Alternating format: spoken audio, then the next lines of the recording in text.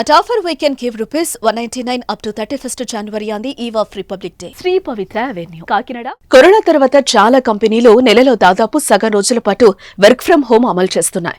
కొన్ని కంపెనీలు నెలలో 1-2 రోజుల ఆఫీస్కి వచ్చినా చాలు మిగతా రోజులు ఇంటి నుంచి పనిచేసే వెసులుబాటు కల్పించాయి.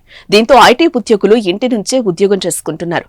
ఇలాంటి అవకాశాన్ని ఏపీలో మహిళలకు కల్పిస్తామంటున్నారు సీఎం చంద్రబాబు. త్వరలో రాష్ట్రంలోని మహిళలు ఇంటి నుంచే పనిచేసే విధంగా ప్రణాళికలు సిద్ధం చేస్తున్నట్టుగా తెలిపారు.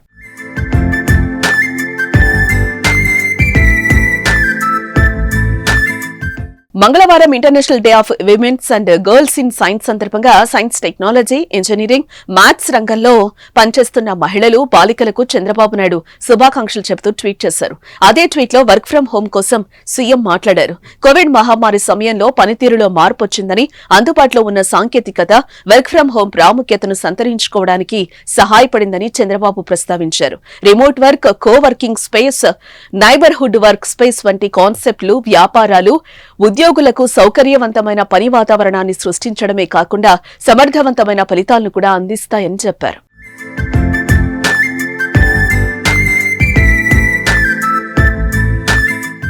ఏపీలో ఇలాంటి మార్పులు తీసుకొచ్చేందుకు ప్రయత్నిస్తున్నట్టు వివరించారు. ఆ దిశలో IT global capability centres policy 4.0 ఒక గేమ్ చేంజర్ గా అడుగవుతుందని తెలిపారు.